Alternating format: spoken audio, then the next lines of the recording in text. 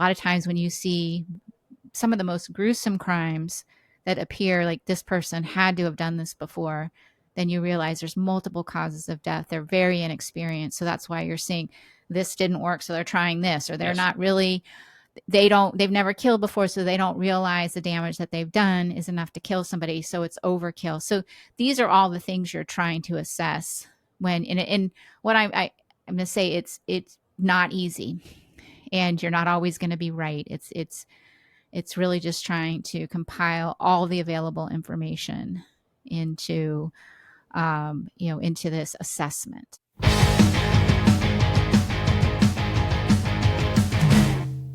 Hey everybody, how you doing? Welcome back to the Another Nobody Show with me, your favorite nobody, Travis Myers. Today's guest, I think, is a very, very interesting woman. Her name is Julia Cowley, and she is a forensic scientist and an FBI profiler. And we're going to hear how she got started and a little bit about her life today. So let's get with it. Hey Julia, how you doing? Doing well, Travis. How are you? Good. So glad to see you. And I tell you, I have said it a couple of times now. I really think that when we got together the other day at the, the True Crime Podcasters Festival, I think you were my favorite conversation that I had there. I would say the same about you. I had a great time. And this is probably the first time I've done a podcast or a show where I actually have already met the person in person. Oh, really? I think so. Usually when I've done other interviews, I haven't met the person in person yet. So this is a first. Yeah. So actually, we've already met. I actually do it quite a bit because I reach out to people I know who have good stories, or people that I meet along the way, like again with the crime con kind of things and whatever. I'll meet people, and when I kind of click with them, I immediately ask, hey, you want to come on and have a conversation? And I think again, you and I definitely clicked when we met, and we had a great little sit down and a great talk.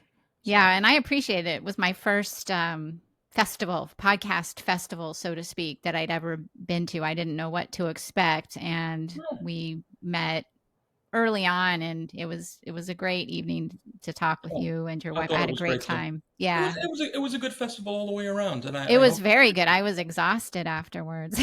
Am I going to see you in September at CrimeCon? You are. All right. Yes, all right. I'm excited about that. I'm an introverted person who likes to talk to people. So these types of events, while I really enjoy myself, can be extremely exhausting for me. Oh, it takes a lot out of you? It does take a lot out of me, but I enjoy it. I love talking with people. I think that's why I liked my job in the FBI, because I got to talk to a lot of different people, and I learned so many different things about different industries. Depending on a case I was investigating, you learn so much. So I always enjoyed the opportunity to talk to people that were criminals and non-criminals. Well, actually, I will concur with you completely on that. And I don't know what it is about my personality, but I love to have conversations with people. And both in my time at NYPD and as a pub owner, I would own bars for years. Just getting into conversations with people that, you would never think, you would never think you would have a commonality with. But again, like you say, bad guys, I might be locking you up because you did something wrong. That doesn't mean you're not a really interesting person. That's correct. Yes. Yeah. Exactly. Well, since I think you're an interesting person and I want to share you with the world, all right, let's talk a little bit about Julia Cowley here. So, what got you started? I mean, I'm sure it was something in college. What got you started or pointed you towards forensic science and the FBI? Well, long before college. Long before college. I knew from a very young age. I read Helter Skelter, the book written by Vincent Bugliosi on the Manson murders. And I was pretty young. I think I was in middle school. My mom was reading it. She told me I wasn't allowed to read it. I took it after she was done. I read it, and I just never looked back. I was always interested, an avid reader of true crime. And I knew I wanted to do something in law enforcement. I wanted to somehow help solve murders. And then in high school, I got one of those big books. I don't know if you remember those big books that had all the lists of college majors. It was like as big as a phone book. was Well, huge. And you I didn't finish high school, so no, I don't know about those big college books. Okay, so at the time, back when I like now you can go online and look at these things, but this there was a big book of college majors, and I really didn't know what I wanted to do. Hmm. I knew, yeah, I was an athlete. I was in sports in high school. I loved true crime. That was about it. I didn't really like much more. And I got one of these big books, and I was just flipping through it, and I found a major called police science, which is basically what we know as forensic science. And I Yes. read the description of it. And I said, that's what I want to do. I want to work in a crime lab. I'd love to go to crime scenes and collect the evidence. I thought that was always a very interesting part of the cases that I read when I would read these true crime books. So I decided to major in chemistry because at the time there were very few schools. I don't even know if there were any that had an actual forensic science major. Hmm. And plus, I grew up in Oregon, and it was kind of a given that I was going to go to the University of Oregon. That was my dream school. And I don't want to brag. And I don't think I'm better than anybody else because I went to the University of Oregon. I always joke like that, but it really was my dream school. So it was a good thing that it was the state school. And, but no major, the closest thing was either like biology or chemistry. I preferred chemistry over biology. I never really loved biology all that much. So I majored in chemistry, and then I got a master's degree in forensic science. Hmm. And then I spent about 11 months working for a biotech company because I couldn't find a job in a crime lab. And I was applying to a lot of different states. And I was fortunate enough to be hired by the Tennessee Bureau of Investigation. So I moved from um, Oregon to, well, actually, no, California, because that's where I was working for the biotech company at the time after graduate school. Moved to Tennessee, where I worked for the Tennessee Bureau of Investigation in their crime lab. It was the best decision I ever made of my whole life. Yeah, Just nice to hear. leaving my life behind and moving to a state that I'd only visited the one time for my interview. So that's how I got into it. But just my avid, I don't know if enjoyment is the right word, interest in true crime and reading about how the cases are solved and trying to understand why people do what they do. Well, I can understand that because much like myself, it was funny. Growing up as a street kid in New York City, we weren't always so fond of the police because when they showed up, it was to chase us off the corner, to take our beer, to toss us, which is stop and frisk us to see if we had any weapons on us. That was very common in my neighborhood, because we were you know little street rats hanging out. That's what we did as teenagers. But the when something serious would happen and the detectives would show up, there was something about them with their, sports coats and their pinky rings and the, hey kid, come on over here, tell me what you know kind of thing, that they struck me as cool. And I just always liked the idea of getting bad guys. And that's just really what it came down to. Like, in fact, while in the police department, I never took a sergeant's exam or well, I didn't take a sergeant's exam, so of course I could never take a lieutenant's exam. Because once you become a sergeant, you are no longer chasing bad guys. You are now an administrator, and that's Mm-hmm. the investigative route is when you become a detective. And that was always the thing to me, was to get the bad guys. So yeah, I had an interest, not so much as a young boy, but as later on in my teens, I was like, yeah, I think that's the gig for me, being a detective. And Yeah. luckily that's what happened to me. And So I think that's a good example for people in law enforcement today how you can influence younger kids and young adults absolutely. by, you know, just they see you, they want to emulate you, they want to do what you do. And some police officers and detectives, and when you see that, they're like role models. Oh, absolutely. Yes. We have to Well, I always remember say that. I always say to young cops too, when I'm having these kind of talks is, you're never going to save the world. You can get that out of your head because that's not going to happen, you know, but you can absolutely make a difference in an individual's life. That's a fact. You can do that dozens and dozens of times in your career. And you always kind of want to be the guy, especially when you're on patrol or as a detective, that's going to show up at your mother's house at your sister's house when something serious happens. You want to be that guy for everybody, you know? And I don't know. So yes, you want to be somebody that can be, like you say, looked up to and emulated. Yeah, You it's know, something to remember. The people are watching you. absolutely, absolutely. And And back to just a step back a little bit to what you said about chemistry leading you into the FBI, and well, actually to a lab, and then later on yeah, to the FBI. then the Um, FBI. I tell young guys that too, who want to take, maybe some police classes in college or something like that. I say you want to do well and definitely be picked up by the police department or something that we call it ESU, Emergency Services in New York City, but what everybody likes, the SWAT team, because I think that's cool. You know, become become a locksmith. Learn how to Hmm. weld. Learn how to weld. If you can weld, and people think, welding, what are you talking about? Yeah, if you can show up with a torch and take a door off its hinges, you're valuable. If you can pick a lock, you're valuable.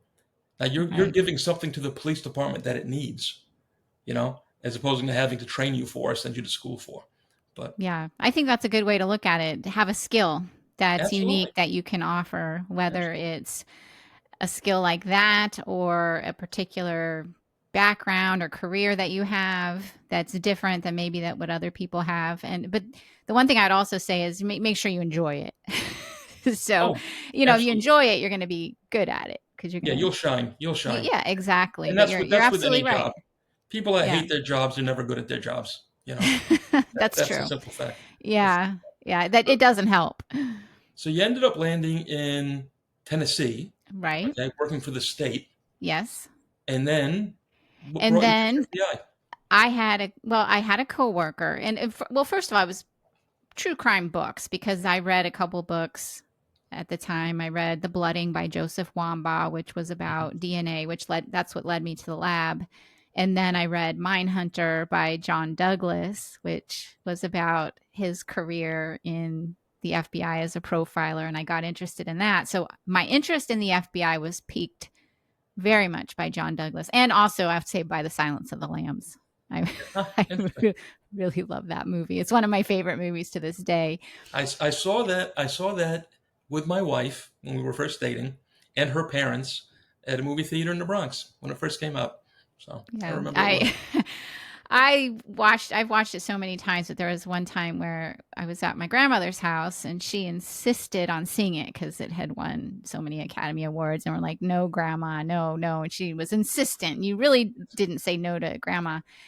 And when certain parts came on, I remember just being like, I can't enjoy this movie watching this with my grandma, but she would sit there in her chair and say, oh, they never had things like this on the screen when I was younger. And I was just so embarrassed. But so anyway, my interest was piqued already. But then I had a coworker in the laboratory who joined the FBI, and he was somebody that I really admired. And he I guess I wouldn't say he talked me into it, but he encouraged me to also apply to the FBI. So I sort of followed in his footsteps a few years after he left.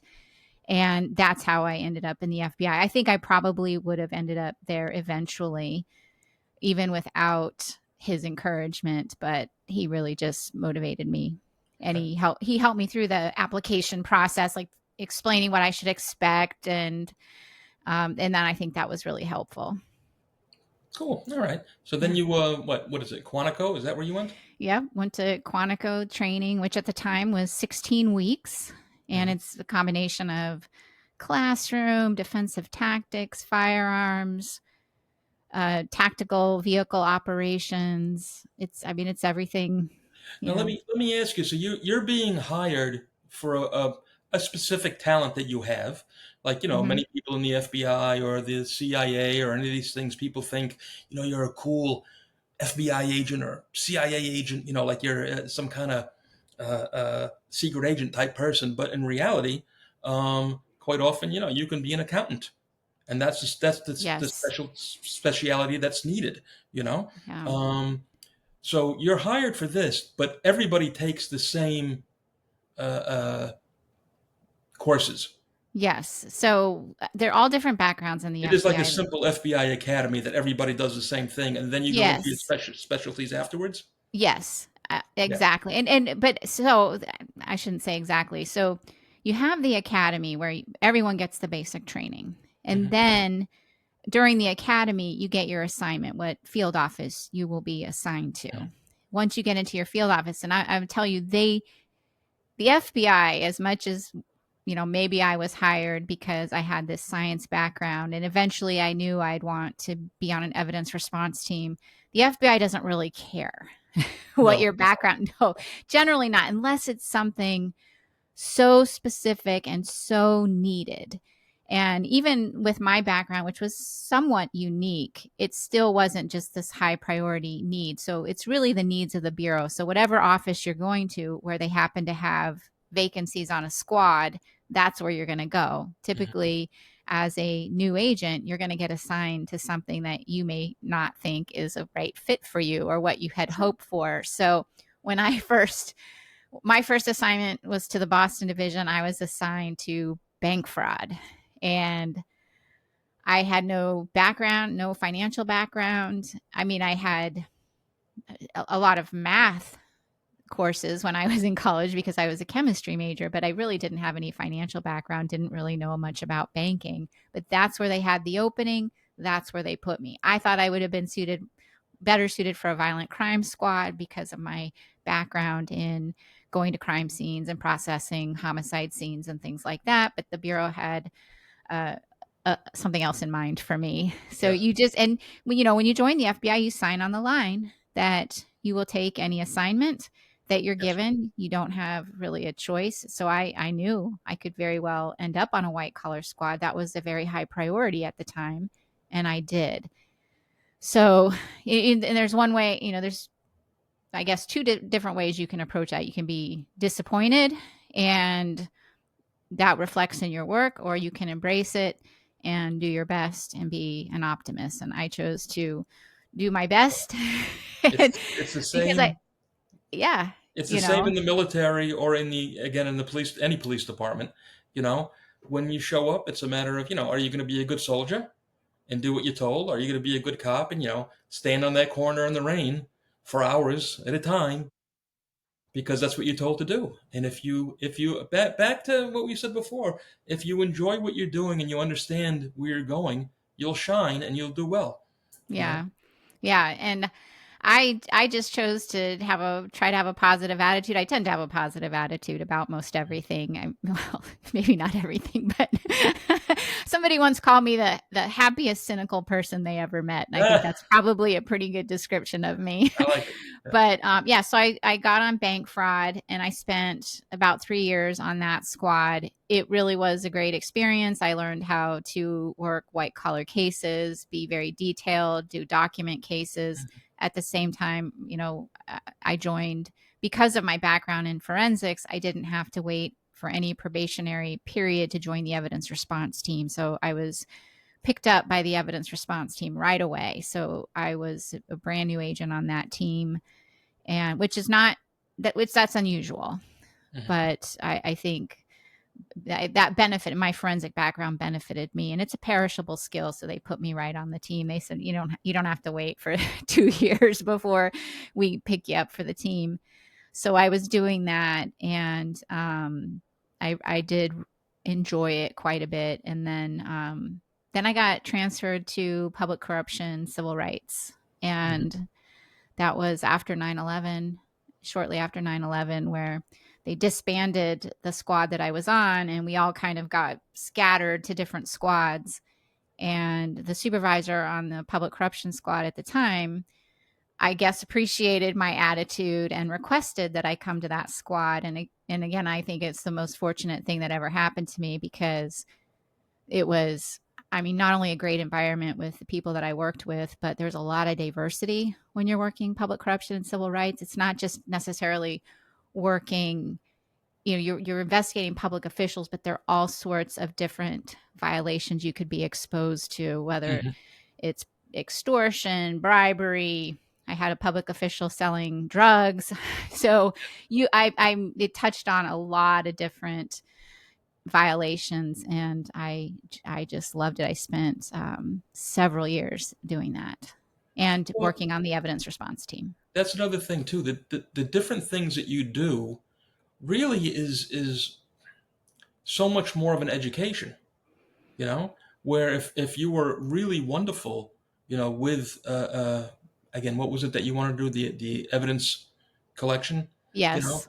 I mean, Hmm. you could have stayed there for 20 years and been happy, had a good career, gotten ahead, been promoted, et cetera, et cetera. But how much less would you have learned along the way? Yeah.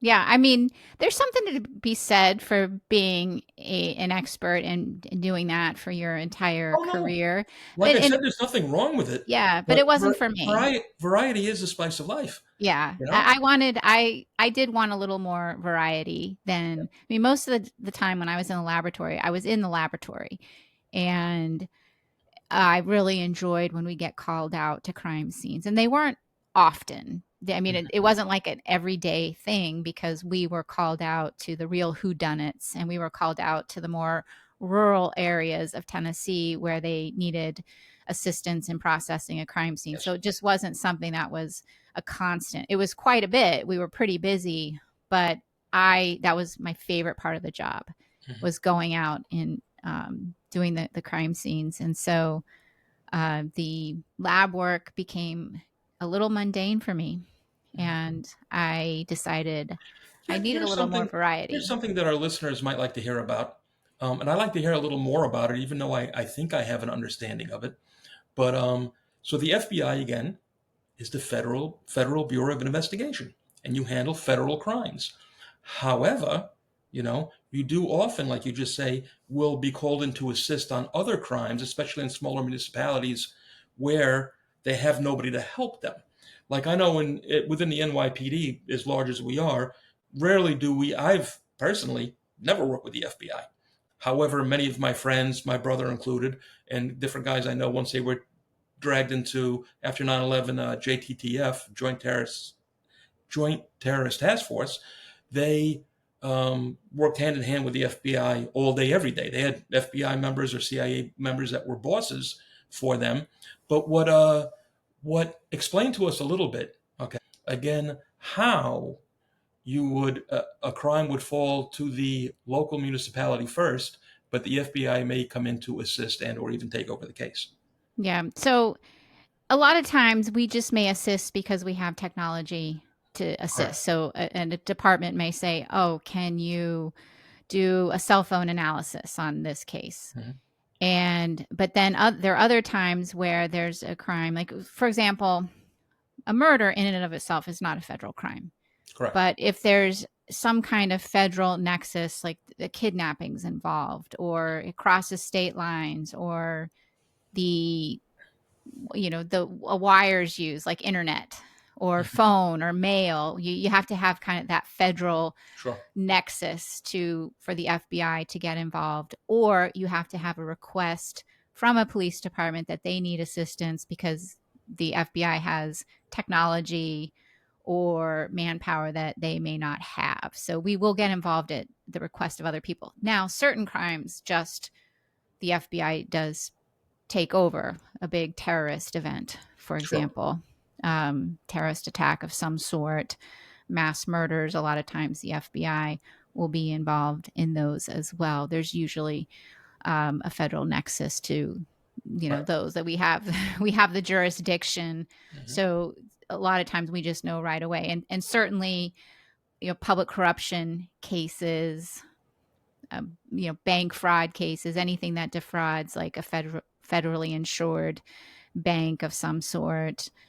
um And of oh course, gosh, anything that crosses a state line in any I way. mean, really, you could probably find a federal nexus to any type of crime because bad guys are using phones, bad guys. So there's all you could probably find some kind of nexus, no matter how weak it may be. Mhm. But obviously, the FBI won't get involved in everything because it may not meet a specific threshold. I mean, we, like everything else, is as big as we are, that we have manpower issues too. So there are priorities for the FBI. So, and in every every office is different. They may have different priorities. They may have different crime problems in the area. You may have a big office, but then the small satellite offices are maybe in another part of the state or maybe even a whole nother state, and there's a different crime problem. So your office has to adjust to what is going on in, that area and that territory. Hmm. All right. So now we're still in Massachusetts at the moment, right? I'm still there. Yes. No, no, no. I mean, not now where you live now, but No, I know what you meant. Yeah. Yeah, we're going in back in time. yeah, Yeah. back in time, Yep. we're still in the Still Boston there. area, Still in and you're Boston. enjoying it, and you're learning a Love lot. it. Hmm. Okay. When did, and of course, if there's more stuff that happened before then, please let me know. But what got you pulled into profiling? Because I know our listeners are going to really want to hear about profiling, because that's always Yep.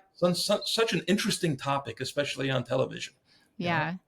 Well, I joined the FBI with, I guess, the hope that I wanted to be a profiler, just the dream, I guess. It was a dream, but Sure. also knowing I might not ever get that opportunity. And so I joined with that focus in mind, like maybe someday. And I had the opportunity within the Boston division. They have what's called the local coordinators, and the coordinators are the liaisons between the local agencies in your territory and the FBI's behavioral analysis unit. So we had an opening in our office. I applied for it, and it was an extra responsibility like the evidence response team. And I was very fortunate that I had a supervisor that was very supportive, because some supervisors don't want you working on anything else other Yes. than your main violation. So, which really just made me work harder for him. So, Yes. the fact he was so supportive, I'm like, I can't let him down, and I don't want him to think he made a mistake by allowing me to have this extra duty. So, I became the coordinator, and that gave me a lot of exposure to the types of cases that the behavioral analysis unit was working on. It gave me exposure to a lot more violent crime, because the cases that BAU tends to work on tends to be more violent crime. Now, that's not the case, not every case, but Mhm. mostly, and especially back then at the time. So while I was working public corruption and civil rights, I and with the evidence response team, I was exposed to violent crime as well. I got more exposure to the violent crime. I got exposure to the FBI's BAU, and then after doing that for a few years, there was an advertisement for an opening in the unit I wanted to be in, which was Oh. the crimes against adults unit. Now, at the time, there were three units. There was crimes against children, crimes against adults, and a terrorism threat unit. Mhm. And the only unit I wanted to be in was the crimes against adult unit. I thought that would be suited to my strengths and my interests. So there was an opening. I applied for it and I got it, much to Very good. my amazement. Really, it's these positions, at least at the time. I don't know how it is now because I've been gone for a while, but they were very competitive, and Yes. they were few and far between. So I I thought, I've done a lot of work with BAU. People know me, but they know a lot of people. And there are a lot of people and talented people just like me in the FBI that are applying for this very position. So it was very competitive. And I couldn't believe I got it, to be honest. I couldn't believe it. It was a dream come true. Very nice. Yeah. Very nice. So I moved from Boston down to Virginia, where the behavioral analysis unit is located, and went through training there. And how long is that training? I mean, That's it's basically like you go to college, right? It's a college yeah, course. pretty much. Right. It was 16 weeks. Yeah, Mhm. it was quite in depth. It was almost all classroom work, and it was topics on um, abnormal psychology. We spent a week in the Baltimore medical examiner's office, and because we had a relationship with them, so we went to training there. I spent some time over in the FBI's laboratory learning about all the different units and what they do. We worked on cases as a class. I think there were 10 agents in my class Mhm. who were being trained to become profilers. And so that was a big class. That was one of the bigger classes they probably ever had. Like a couple, sometimes they'll just have like 4 people in a class. But this was quite a few people, and we were all going to different units. Hmm. Well, I was the only one going to the adult unit. Everybody else was either going to terrorism or the crimes against children's unit. But you sit in class for 8 hours a day for 16 weeks Yes. practically. Well, that's something that people don't realize either. With I just compared it to a college course, but I remember myself, my first time truly going to school was in the Army, and it's 8.5 hours a day. you know Hmm. you break for lunch and you go back to school. And the police academy, the NYPD, was the same thing. It was a full day, 5 days a week, and we switched days, nights to kind of get you used to that. But it was an all day thing. It's not like you're going to go to class for 2 hours a day and study, or hang out in the rec room the rest of the time. You go to No, school all day. They get their money's worth out of you.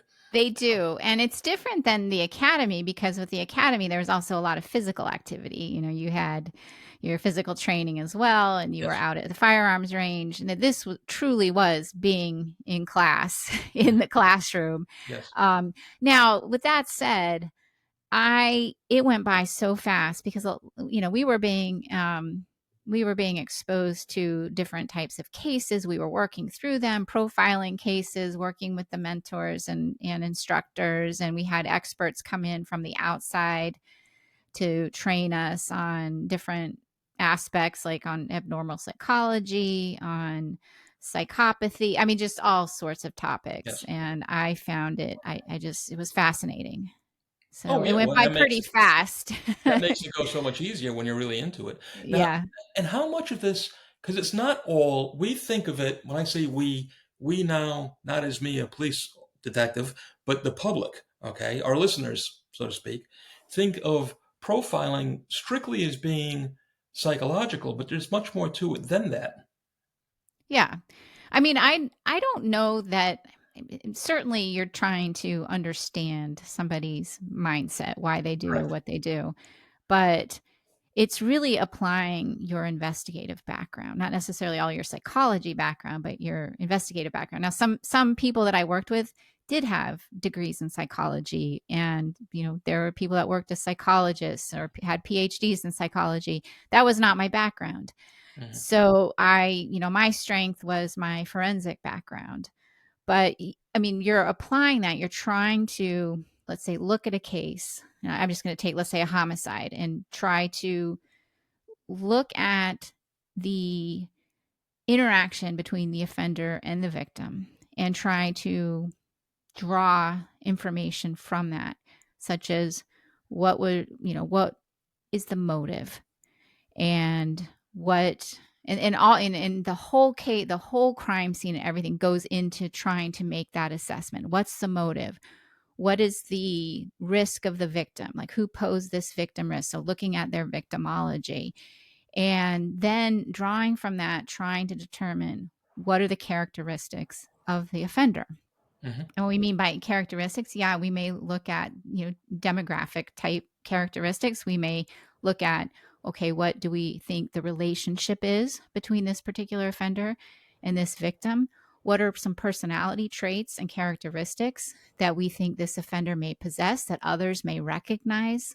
So much that goes into like developing a profile. And it's not just that, it's also looking at behavior in a crime and maybe linking crimes together. Do you have a series of crimes? Or Yes. are there some earlier crimes in a different area of, let's say, a state, and then another area, cluster of crimes? Are they committed by the same person? Because you don't always have forensic evidence that could link crimes together. So you're looking at behavior.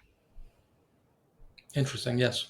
Yes. Hmm. And again, like I say, I think so many people think it's strictly psychology, but there's so many little things that fall into it. Like you mentioned demographics, neighborhood, region, literally, you know, uh, Yeah. what kind of food you find in the trash. Any little piece of evidence can point you in a direction to build a profile on an individual. Yeah, and I think when it comes to profiling, there may be a misconception that we're diagnosing people. And while we do apply psychological concepts, we're not diagnosing them. Mhm. Now, some of the characteristics that we observe, or I guess predict that maybe this particular offender may have, could align with certain, personality disorders, or you know, things like that. But we're not saying, okay, this person is a psychopath or this person is a narcissist. We may describe characteristics that are in line with that.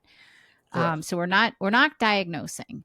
And we really, like, even when we write our reports, we really aren't discussing a lot of psychological terms or things like that. Um, they're much more matter of fact and straightforward than going off into the world of psychology. But again, we do have training in psychology, and I rely on some of my colleagues that have a better understanding of the field of psychology than I do, while they rely on me because I have a good understanding of crime scenes and reconstruction, things like that. Well, sure, because everybody on the team brings a little something different to the party.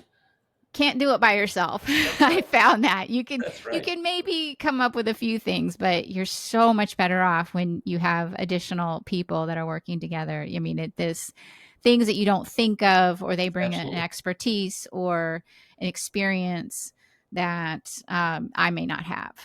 Right. You know what, Julia? Let's take a Yeah. real quick break right now, just for 2 minutes for our sponsors, all right?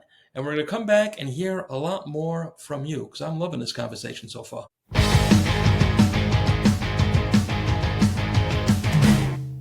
This is a 2024 American Eagle gold coin, which I bought along with several others last year. I'm very happy to report that its value has gone up over 40% in the first year. See, I was encouraged to buy some gold by a financial advisor friend who suggested I be more diversified with my investments. She said gold and silver was a very safe place to park some money, as well as a good hedge against inflation. So I took her advice, and all I can say is I wish I had bought more, as it's been so very, very good to us so far. Now, I purchased these gold coins from the good people over at stackingboise.com, who could not have been nicer, more knowledgeable, or more helpful. Now, I'm certainly no financial expert, but I will say from experience, if you're looking to make an investment, buy yourself some gold. And some real gold that you could hold in your hand, just like this coin you see here. And if you do, then do like I did and get with the good folks over at stackingboise.com. I'm telling you, they're good people, they took good care of me, and they'll take good care of you. Again, that's stackingboise.com. And hey, tell them Travis sent you.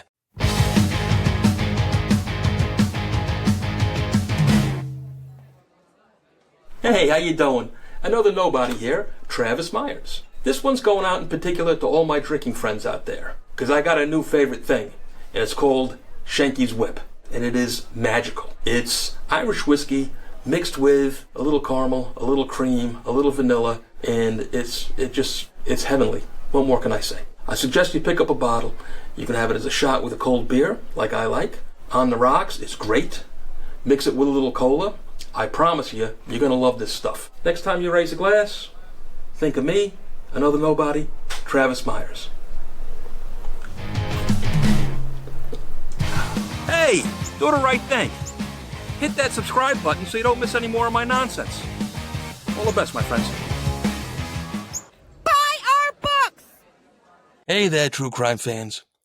Let me introduce you today to the Cold Case Initiative. The Cold Case Initiative is a foundation that donates money to smaller police agencies all over the country. It does this in order to offset the costs of scientific, forensic, and DNA testing with the hope of solving cold case homicides and other horrific violent crimes that otherwise would remain unsolved. Please, if you have it in your heart, and a little money to spare, go to www.coldcaseinitiative.org. Again, that's www.coldcaseinitiative.org, and lend a hand where it truly is needed. Be a part of solving a cold case. Every little bit helps. Know that 100% of the donations that go to the Cold Case Initiative go to agencies that are desperately in need of the help. So please, if you can, do the right thing and make a donation. Thanks, and all the best, my friends. All right, welcome back, everybody. Here I am with my new best friend here, Julia Cowley, talking about her time in the FBI. And something I wanted to touch on real quick, because I know our listeners are going to like it. Okay, you said that you had one of the things that got you into the FBI was reading Mindhunter, right? Now, Mindhunter, most of us know as the I believe it was Netflix special, and it was so huge a few years ago when it was out. Um, and so, I guess, did they get it right? Did you find the series fairly accurate to your time in the FBI? It's some parts of it. Well, first of all, I'm going to say I love the show. I Yes. absolutely loved it. We And enjoyed it very much. We yeah, loved it when we watched it. yeah, and I know there obviously some creative licenses were taken with the show, but I really enjoyed it. It I think one of the best things about it were the interviews that they showed of the agents interviewing the serial killers. Yes. Those were recreated from real interviews. And I mean, I don't know if all of them were, but Right. there were a few that I recognized. Like, this is from the real interview that I had seen. And it was just, the acting was just phenomenal, in my opinion. No, And I thought they did. I thought so they did a really good job. I loved it. Now, the accuracy, yeah, I think there were points in there, with the way John Douglas describes, the unit getting started, and sort of the thought that they weren't getting a lot of support. I think that's all probably rings true to me, but I wasn't there, so I don't know for sure. But I watched the show just for pure enjoyment without being critical of it. Like, that would never happen. Like, Yeah. I didn't want to do that. So, but I loved it. And It was was it was great. it was it accurate as far as the book that was written? No, it was different. I think there were parts that were based on John Douglas's book, but I think they took creative license with some of the storytelling, and I the mean, Hollywood you know always the does that. agents they were based on John Douglas and Robert Ressler, I believed, but they were not. I don't think it was entirely accurate about their Okay. backgrounds, Okay. to my knowledge. So, but Now, it's still, to me, the show did seem very authentic. let me ask you: during your time, I don't know, in the academy or any time during the FBI, did you meet either one of these gentlemen? I met John Douglas. You did. I never met Robert Ressler. He unfortunately passed away, and I just never had Okay. an opportunity to meet him. But I did have a squad mate who was, when he was in the FBI Academy, Robert Ressler was one of his instructors, and he thought he was the greatest instructor. It was one of his favorite blocks of instruction at the Academy. But I did meet John Douglas several years ago at a Crimes Against Women's conference where he was the keynote speaker. So I got there really early, and I was so excited. And I thought, I'm going to introduce myself. And I was nervous, and I got there, and much to my surprise, and I mean, he was there already, and he Mhm. was the only one in the auditorium. He was standing over by the water, and I walked up to him and I introduced myself and told him, I'm with the FBI's BAU. He could not have been nicer. He was just really nice to talk to. He did tell me, like, he's like, I like to get, to these things early so I can be prepared.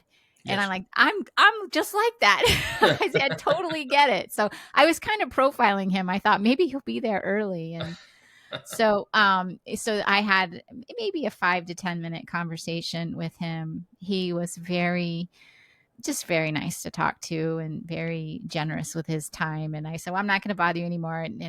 But I heard the keynote speech that he gave, and then I also was able to hear his presentation. So Very nice. that was my interactions with Mr. Douglas.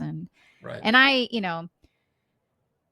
I really value what John Douglas, and not just John Douglas did, but there were just so many other agents that were involved in the starting of the unit. Now, John Douglas and Robert Ressler are two of the most famous, but there were so many others that were involved that aren't as well known. And I just value all the work that they did at the time to get the unit started, because I never would have had that opportunity had it not been for them. So I just wanted to thank him.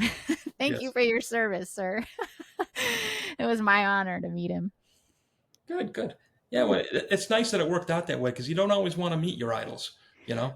So Sometimes, true. yes, sometimes they That can is disappoint true. you. He did not. He was very kind to me, and so I'm just glad I And have that were you story to already tell. retired at the time? No, You weren't retired at the no, time. I was not retired at the Oh, time. Yeah, I was still working. So it's a number of years ago. I can't even remember how long. Is maybe 2015, 16, something like that. okay. It was a while ago. But yeah, I am glad that I came away with a good experience having introduced myself to him, because I was pretty nervous. But I'm Yes. like, I got it. I have to.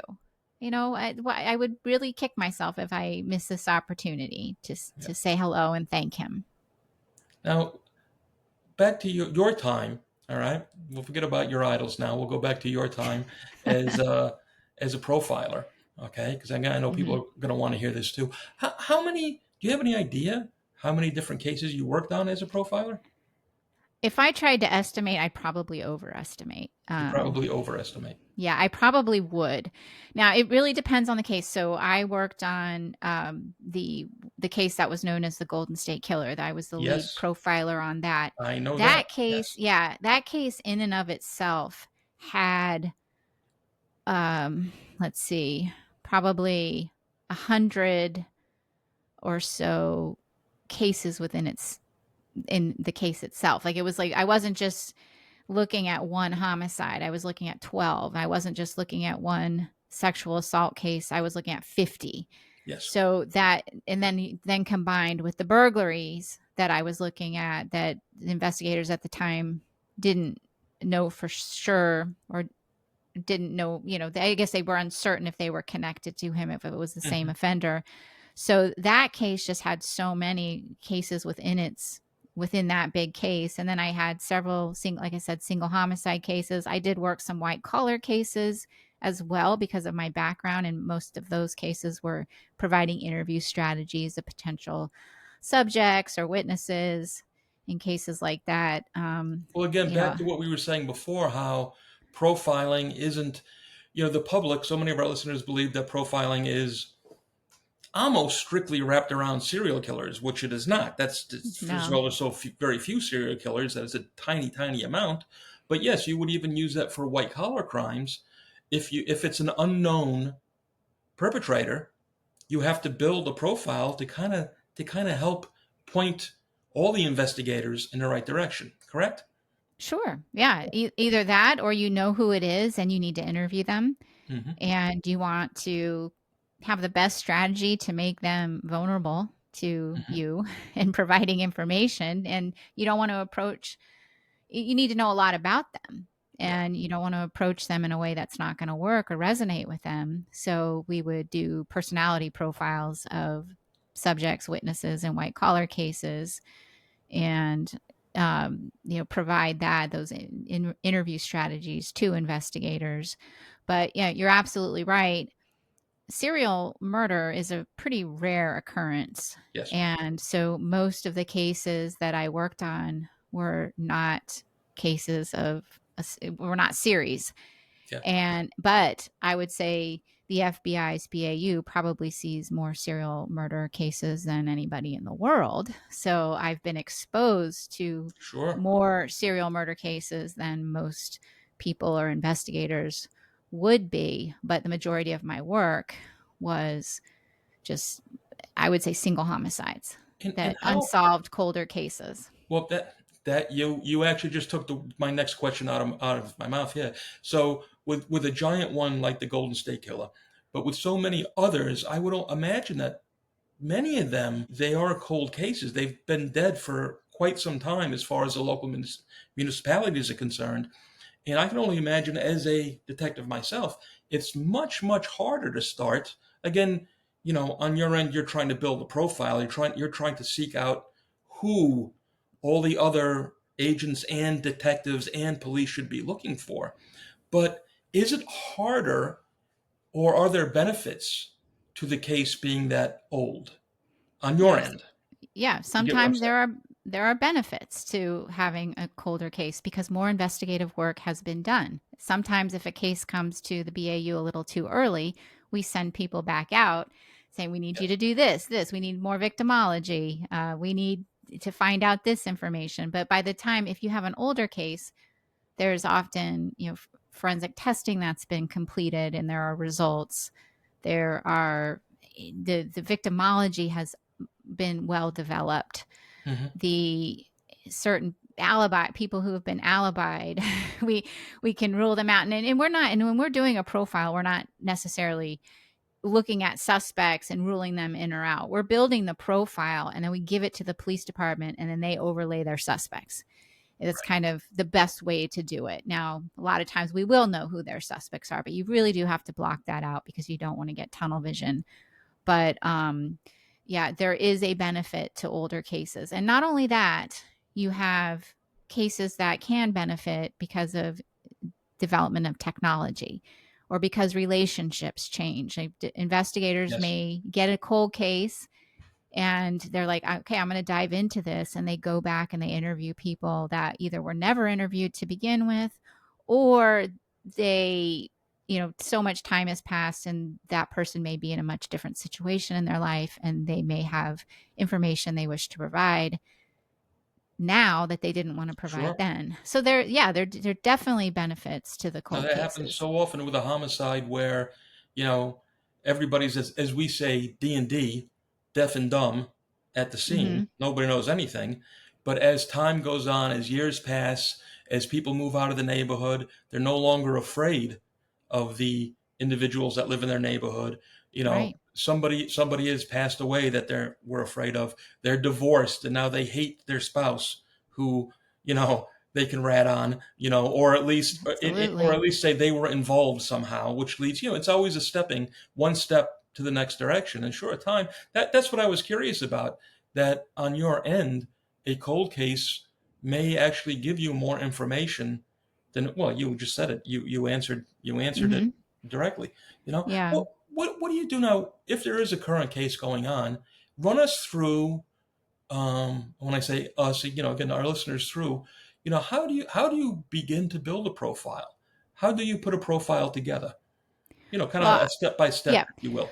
So what I want to caveat is I think every profiler maybe has a different approach, maybe has Sure. things that they consider, um, things that they would consider before they would consider other things. Like, so for me, my strength being crime scene, I want to look at, and usually we usually have this information, but I want to look at crime scene photos. I want to look at autopsy photos and the autopsy report, any lab reports that may be available. Sometimes we don't have the results.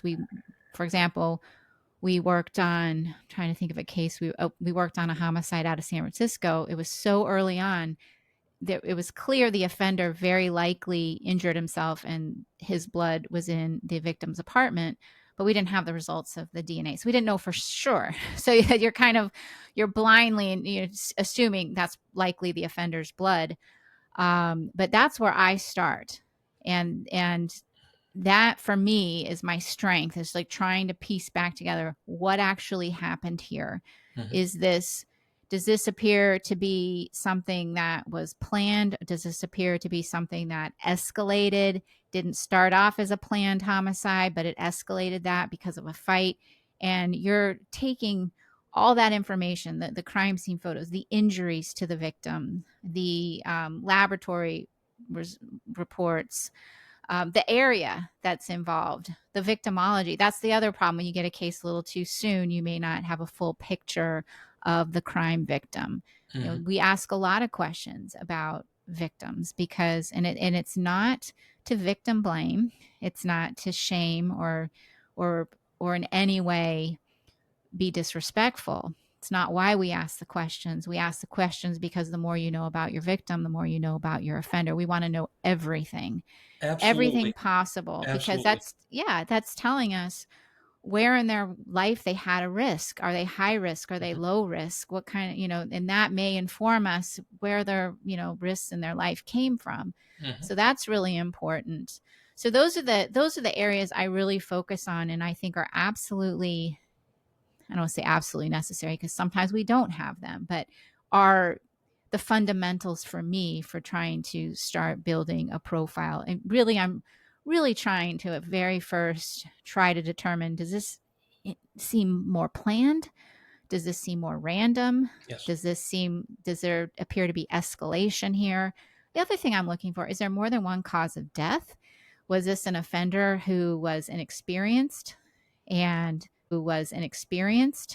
and a lot of times when you see some of the most gruesome crimes that appear like this person had to have done this before, then you realize there's multiple causes of death. They're very inexperienced. So that's why you're seeing this didn't work. So they're trying this, or they're Yes. not really, they've never killed before. So they don't realize the damage that they've done is enough to kill somebody. So it's overkill. So these are all the things you're trying to assess when, in what I'm going to say, it's not easy, and you're not always going to be right. It's really just trying to compile all the available information into into this assessment.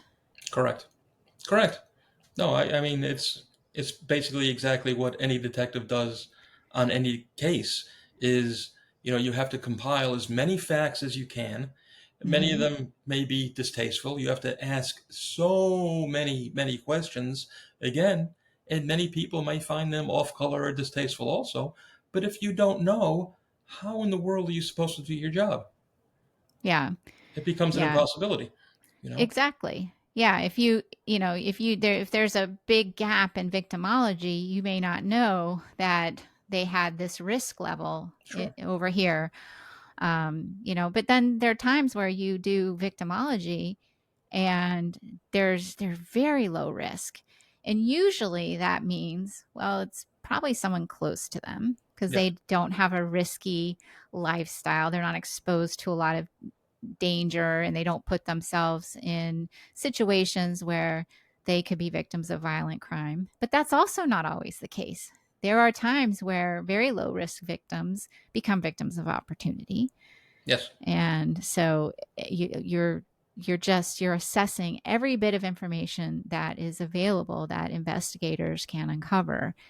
And the one thing I do want to say, in case I forget it, is that the FBI, as a profiler, I do not take over a case. We don't take over the case. It is that agency's investigation. It remains their investigation. All we're doing is providing another set of eyes, and stepping back, applying our own education, experiences, and knowledge to these cases, and they can take our assessments or leave them. They don't have to. Well, that's what we always said, it was case enhancement, you know. Um, I like that term. yes. I hadn't thought about that. Usually people call it a tool, which I Yes. think is a little People cliche, but don't I like. realize, like in the New York City Police Department, okay, yes, there are homicide detectives, but homicide detectives don't. How can I say this? The homicides fall to the squad detective. It is his case. If you are working the squad in your precinct, that homicide is your case. It doesn't belong to anybody else. There's no bosses that are in charge of it. There's no other detectives. But if it's a heavy case and you're really having difficulty with it, then the borough command will assist you with the homicide task force, who will come and enhance your case. And they'll do it through experience or just through manpower. Because again, what people don't realize, unlike television, where you watch TV and you're watching whatever program it is, and they have 8 different detectives working on this homicide. No, it's you by Hmm. yourself with your partner who has his own cases to work. So he's helping you because no man is an island, all right? And then if you're really stuck, the homicide detectives will come and give you a hand. And even then, it is to enhance your case. It's to polish it up, to maybe open that window or that door that you didn't peek in, or just a fresh set of eyes. And that's exactly what you're doing as a profiler. You're coming in to say, hey, did you think of this? Or, this might help you out. Or, I know you're looking for, this ABC suspect, but how about we go with XYZ instead? Correct? Yeah, Yeah. exactly. And I would say most of the time when we've given profiles, the detectives, it's just reinforcing maybe what they already thought. Yes. It's not necessarily like I feel like when law enforcement agencies have come to the BAU sometimes it's because the psychic didn't work. They're kind of like Yes. like we got nothing to lose. Let's try this and see.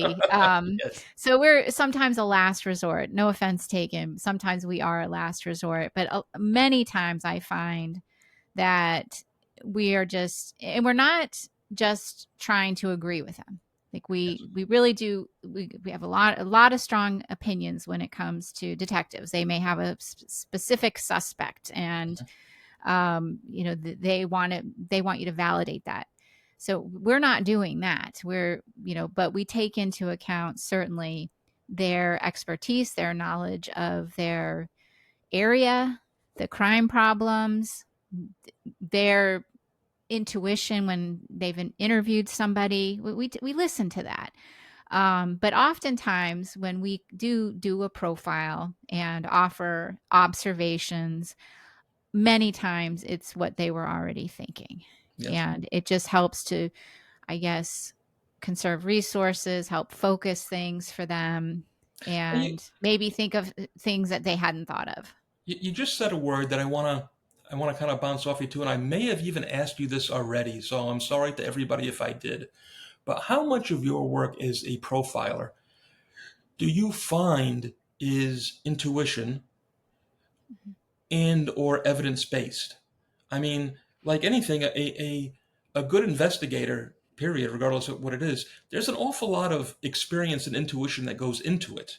Yes, you have to have the evidence to prove your case, but quite often it is that, that street knowledge or that narcotics knowledge or, knowing the, I'm sorry, the stereotypical behavior of, your suspects that brings you to these conclusions, right? And on your end, you know, how much of it is, yes, the evidence pointed me here, but I also just kind of know it. Hmm. Well, I think our intuition gets informed by our own experiences. Like we have Absolutely. this intuition because we have this experience, we've seen it before. So, I would say, like, to be technical, I would say my intuition plays very little because what we're doing is we're applying statistics and probabilities. Yes. So that's why you can never be 100% right all the time because you're Yes. you're looking at statistics. For example, a case I worked, double homicide, two little girls murdered, and with two different weapons. And the prevailing thought was it had to be two offenders. That's what I would say right away. Yes, and that is, I think, something people think a lot when you have multiple Sure. victims. You likely have multiple offenders. Well, statistically, no. Hmm. And I had looked up the statistics. Statistically, when you have multiple victims, you overwhelmingly have only one offender. So Interesting. unless you can see something that absolutely has to have been done by two people, like something that had to have happened, like let's say simultaneously, like in this particular case two different weapons were used, but it was very possible. It wasn't like one victim had all one kind of caliber in her and the other one had a different caliber. It was clear that what could have happened was they were both shot with one weapon and then the offender got another weapon and came back and shot them again. Yes. That was very that was in piece then that came to piecing back what actually happened, not just jumping to the conclusion it had to be two because there's two guns. It's like, Hmm. okay, let's piece this back together. That's where my forensics came to be very valuable in cases like that. So then when you're seeing like, okay, you don't have anything that happened here that could not have been done by one person.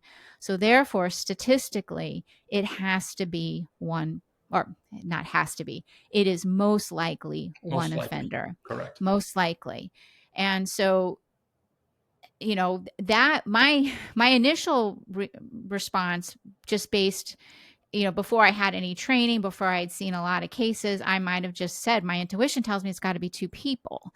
But now that I have the experience I have, I've seen the cases that I have, my intuition now is always, when you have multiple victims, my intuition is you likely have one offender.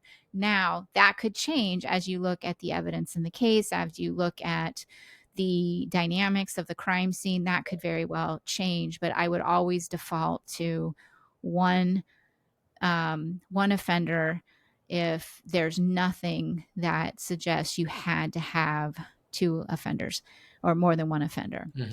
So to answer your question, I don't know that I think intuition is developed from experience. Mm-hmm. And so maybe now a lot of intuition does go into it because Yes.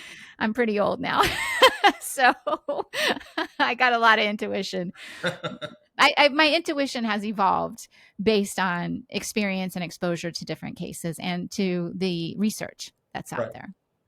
Are there any cases, or I should say, not cases, types? Actually, before I say that, I'm going to tell you not a little story, a little thing to add to that about how sometimes things are not always as they seem. Where we had a case in the Bronx where somebody had been stabbed once, but killed immediately. It had gone into their lungs, and they died very, very quickly from the stabbing. And the stabbing was to the right side with the sharp part of the blade facing forward, which would tell you what immediately? That it was a left-handed, right? And so we immediately thought left-handed person because, you're trying to put these things together. But it had turned out in the end that was not true because the person doing the stabbing was holding a gun on the person they had stabbed with their right hand once the entire story came out. So they were right-handed, but because they held the pistol, as most people would do, hold the pistol with their dominant hand and stabbed with their left hand, we thought we were looking for a left-handed person. Yeah. And we were completely And wrong. that's where statistics would have probably, if you just gone with what's most likely Yes. they're right-handed. Well, most Now, people are in general, yes. right, exactly. So statistically, it's likely right-handed. Maybe so as a profiler, this is how we would probably work through that. We'd probably say you can't rule out somebody who's left-handed, Yes. or maybe there are circumstances that were Well, involved in that particular case. At the time, Yeah. the only evidence said left-handed. I mean, that just made sense, Yeah. But Yeah. in reality, it was not. Yeah. I think how we would write that in a report is that we would say this could possibly be a left-handed offender, but don't rule out a right-handed one because circumstances may have caused them to have to use a left hand in that particular case, something along those lines, just because statistically that would be, rare, not rare, but more statistically rare than a right-handed offender. What cases did you find the most difficult to put together? The most difficult cases are the ones where they're cold cases, evidence wasn't preserved as well, and you don't have anyone that was at the scene. Like the really old cases, it can be very challenging when you don't have like the original investigation or evidence has been destroyed. Those are very challenging. When crime scenes have been destroyed, those can also be very challenging. Now, the purposeful destruction of a crime scene does in and of itself tell you something as well. Yes. So if you see that, like, if, we did a case on my podcast recently where the offender set fire to the home. And so that tells us something. And the way that and where the fire was set told us some things about the offender. It actually gave us some insights. But those cases can be difficult because there was some, while she was fairly well preserved, there's probably still some things that were destroyed and part of the crime scene was destroyed. So that makes it difficult to determine exactly what happened in that home. Hmm. But yeah, so the destruction of crime scenes are difficult. When you don't have a body, those can also be difficult. The missing person cases are always challenging to do because you don't have a body, or a no body homicide. Right. Those can also be challenging. And that, of course, everything affects the profile in the end because you just have less evidence to work with.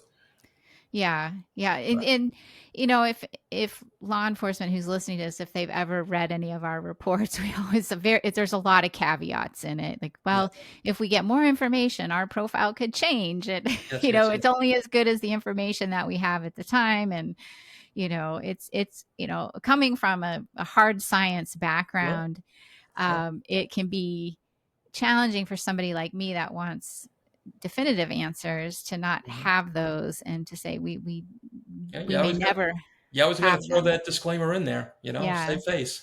So. Yes, exactly. It makes it easier when maybe you're wrong, So where would you find now, and I certainly don't want to disparage any of your work or your colleagues' work, but where do profilers often get it wrong? What mistakes are often made? I mean, is it like anything where there are, I'm sure every individual is going to be different too, and every case is going to be different. But where do you find now when you look back on cases or when you're studying cases, trying to learn how to correct things? What are the mistakes that are often, you know, more common, I guess? Yeah. Really, where we tend to make mistakes. I feel pretty good about behavioral analysis if we are dealing with all the information possible. Yes. And I do feel good about that. When you're lacking information, that can make it more challenging. I'll give an example. Golden State Killer case. Now, my profile of him, I thought he would be older than he was when he was Okay. arrested. Now, and I have reasons for that. However, I always thought, oh, I got the age wrong, but I put in such a wide range that I actually did get the age range right. But in my mind, Yes. when he was arrested, when Joe D'Angelo was arrested, he's older than what I thought he was. And, come to find out, I did not know that there was another series of burglaries that were up closer to the Sacramento area that Yes. investigators now think he was likely responsible for. So when I was looking at the series of crimes, there were some burglaries that were done about 4 hours south of Sacramento. And those are the ones I was looking at. I thought that's likely where he started. So I thought he was younger at the time. But he actually started, I believe now, earlier. Years And I didn't before. have those cases to look at. So I wasn't aware of them. So and then this is what threw me off too, because I didn't have, I put him on the lower um, range of age. I also didn't believe that he had been old enough to have served in the military.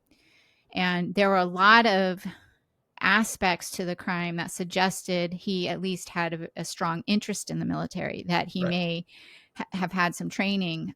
There was something I was pretty strong about. I did feel he had had some kind of formal firearms training. He was very skilled at using a firearm. He stole some firearms in his earlier burglaries that he then subsequently used in crimes. And so when I was doing the profile, and he would he would say things to victims saying he was in the military. Like, I saw you at the club, or I'm stationed over here. It's stuff Yeah. like that. Like, giving, when I was in the military, I did this, this, and this. But he made it sound like he was in the military at the time. Now, what I thought about that was that he took such great pains at disguising himself. He wore a mask. He used a flashlight to blind his victims. He talked he tried to change his voice. And so I thought, there's no way he's going to give away a piece of information that could actually lead to his identification. So I didn't think he was in the military while he was committing his You crimes. And a thought he lot of was people, giving this disinformation to throw you off. I definitely thought, Yes. yeah. And so, and some of the theory was he was moving around California because he was going from military base to military base. And a lot of this was based on description of his clothing, the things that he told victims during the commission of his crimes. But then when you kind of look at the area, when you look at California, you could live anywhere and maybe live close to a military base. So But because of my assessment of his age, I thought it was unlikely he had ever served in the military. And I certainly didn't think he was in the military at the times of his crimes, because I just thought he's not going to tell them something. So I said, I wouldn't necessarily be looking for as a priority someone who was in the military during these times.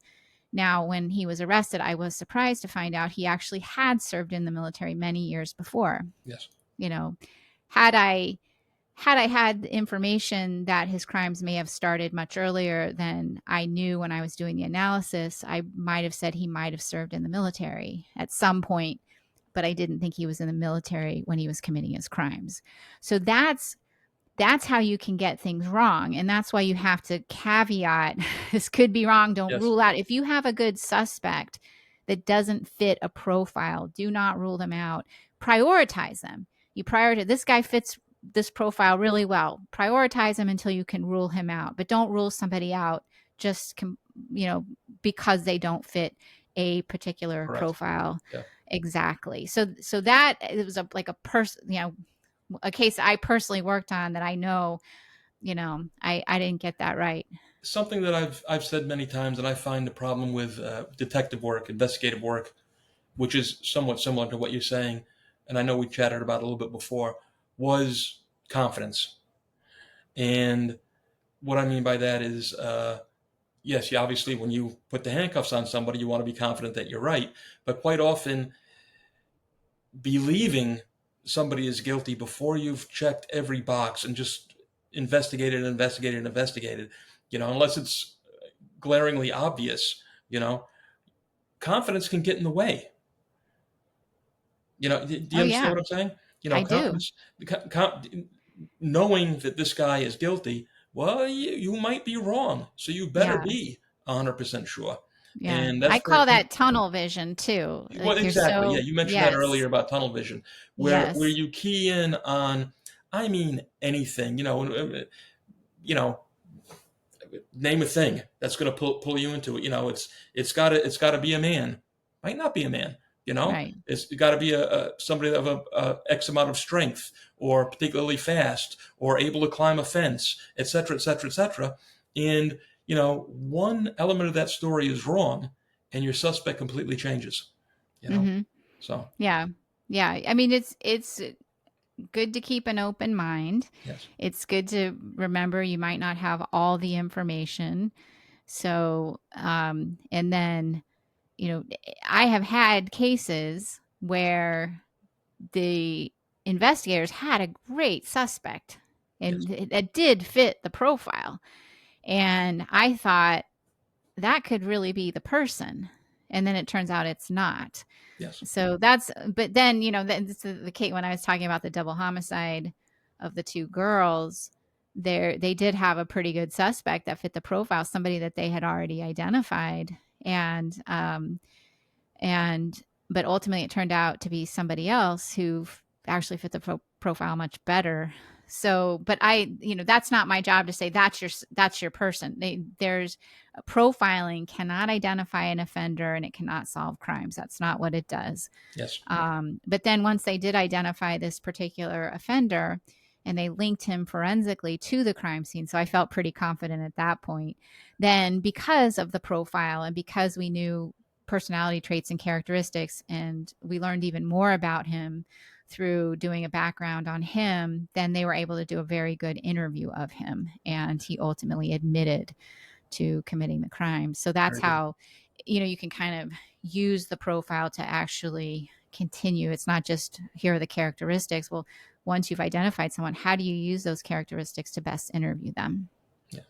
How often have you found that, and sadly, um, police detectives or FBI agents or whoever it may be doing the investigations will use the profile as evidence and sadly That's pick up the wrong people? Does that happen often? no. No? I It's never happened in any cases. I That you feel know of? that the detective that I know of, Yeah. I feel like when I was in the unit and the work that I did and the work that I did with my colleagues, the detectives that we worked with really understood the limitations and how to view it. Like some people, like you'd have a detective that would really just be all in on the profile, and they were just like, this is, yeah, I totally believe it. And then you'd have detectives that were like, this is terrible. Mhm. You don't know what you're doing. You're completely incompetent. It's true. We we had a detective who slammed his, like, we did the profile of the offender, and when we were looking at their suspects, there was one particular suspect that fit pretty well. We're not saying he did it. We're saying he's a good suspect here, and there's one detective that really didn't think it was him, and he stood up, he slammed his badge on the table, and he said, if you're right, I'm turning this in. Unfortunately, the case remains unsolved to this day, Right. so we don't know who's right. So he probably finished his career and didn't have to turn his Right. badge in. But I forget what the question is. What was your question? I'm so sorry. What Um, did, oh no, I think we just kind of went off because I had I asked know. if you were aware of any cases where Oh, where they got investigators used a profile as evidence. no. So no, I can't think of Good. a case. What I'm sure there are, Mhm. and maybe one of your listeners say, "Well, I heard this story or this happened in a case," and I can't think of a case. What we try to do when we work with the detectives is let them know this is not something we'll, it's testimonial, Yes. because they can bring in the evidence. Like if they identify the offender and the evidence shows, they can testify to that. I mean, Mhm. our profile should not be used against anybody. It's really supposed to help the to make the um to clarify the investigation. Yes. Yes. If that makes sense, I hope Well, it like we said does. before, to enhance the investigation, To enhance to it. point the detective in a possible direction, not even Yeah. necessarily the right direction. Yeah. I Well, mean, and you'll hear people say, well, the profiler said this, or, but it's very rare that a profiler will testify. They have before. They've testified to certain things such as staging, like what staging a crime scene may mean. right. So they may testify to concepts, but I am not aware, and I, again, could be wrong because, it's a long history in the unit of different people, but I'm not aware of any time a profiler got on the stand and said, well, my profile is this and he did it. Mhm. I'm not Well, aware of that. speaking of the history now, okay, and Hmm. I'll ask you maybe this last one, and then I'll let you go because I know you got other things to do besides talk to me. But what do you call it? That this unit, the behavioral unit, has been around since what, the mid 70s? Yeah. About that long? Yeah. Maybe longer, a little bit Do longer. you Yeah. find? I mean, has it grown in your time, and is it continuing to grow? Is this a growing field as far as within law Yes. enforcement? Is it getting bigger and better as we move on? I think so. I think Yeah. it's always evolving. Yes. If just as an example, if you read a report from even the early 90s versus a report that would be written today, that there's a stark contrast to how we write our reports. But is it getting bigger? Yes. When I started, there were the 3 units that I mentioned. Now they have a cyber behavioral analysis unit, Hmm. so they're looking at cases involving hackers and cyber crimes and things like that. So obviously that wasn't in place. They had just started it when I left. So, and then there's another unit that was started. It's a research unit, so it's just for research. So yes, as things evolve, it is getting bigger. It's much bigger now than when I was there because they've expanded the units, and certainly the FBI or the BAUs have to evolve as the FBI evolves and as the FBI priorities evolve. So I think it's probably still the case where probably the terrorism unit is the largest Right. unit, and the crimes against adults is probably the smallest, just because that tends to be the most of the work are, as I said, the homicides. Yes. Those are not Homicides typically are not FBI Correct. jurisdiction, so it's a lower priority for the FBI. So more less resources are allocated toward a unit like that. But because of terrorism, yes, the BAUs have grown. It's gotten much bigger. Now, a lot of these units overlap because you may have a terrorist attack, but the victims are adults. And so the units all work together. They bring their expertise in. You may have a mass murder where you have the terrorism unit and the crimes against adults unit working together. You may have a serial killer case where the offender is, has adult victims and child victims. So the units all work together. One unit may be the lead, but another unit may come in and help. But yes, it has evolved and it's grown exponentially since the early days. Very good. Very good. Are you happy to be retired? Yes. Yes. Okay. Oh, did I say that too fast? No, not at all. Yeah. I love being retired. I think with a lot of people in law enforcement, I was ready to retire. I knew I was ready, but I also felt this sense of that I wasn't going to have an identity anymore if I wasn't able to say I was I an can understand FBI that. agent. Yeah, it was I a can understand. very the day, the day before my last day, I had to drive to the Boston office. I was in a satellite office when I retired, and I had to turn in my gun and my credentials. And now you get your credentials back. They put them in a nice, you can see them right there. Yeah. they put them in a nice little place. You get them back, but you have this period of time where you don't have them. Those credentials were with me Yes. all the time. Like I never let them go practically. I might set them on my dresser, but Sure. I just felt this sense of who am I anymore? I'm like, I don't know. It was just a very hollow, empty, sad feeling that I wasn't expecting. The next day I woke up and I was thrilled. Yeah. I'm done. So, I mean, you learn to adjust, but I Sure. am very happy. I was ready. I look back and, I feel very fortunate to have the career that I had, even the bumps in the road that I had occasionally. I don't regret anything. I can't imagine having done anything else. Very good. I like that. That's a good Yeah. answer. All right. Yeah. Now, I know I told you, 2 questions ago that would be my last question, but I got one more for you. And I don't know Okay. if this is actually a question or a request or both, but Okay. you, please, are going to come back. And I think maybe we do a whole deep dive on the Golden State Killer, because I know that my listeners would love to hear all the ins and outs that you had to do with that. Would you Sure. like to do I'd that? be happy to. Yeah. You want to see how this show does first? No, I Or- don't.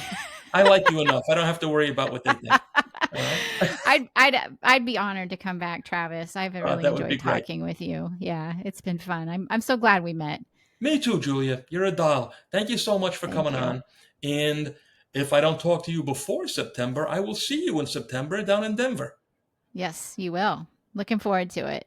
All the best there. Take care. You too. All right. Julia Cowley, everybody. That woman's done a lot of good work in her life.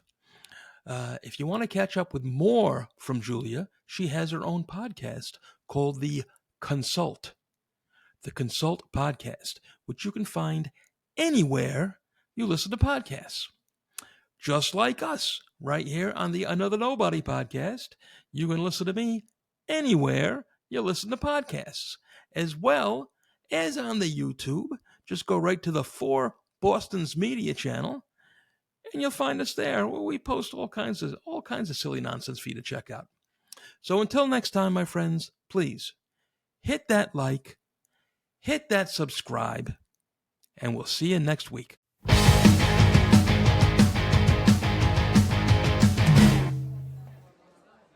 Hey, how you doing? Another nobody here, Travis Myers. This one's going out in particular to all my drinking friends out there, because I got a new favorite thing, and it's called Shanky's Whip, and it is magical. It's Irish whiskey mixed with a little caramel, a little cream, a little vanilla, and it's heavenly. What more can I say? I suggest you pick up a bottle. You can have it as a shot with a cold beer, like I like. On the rocks, it's great. Mix it with a little cola. I promise you, you're going to love this stuff. Next time you raise a glass, think of me, another nobody, Travis Myers. Hey, do the right thing. Hit that subscribe button so you don't miss any more of my nonsense. All the best, my friends. Buy our books!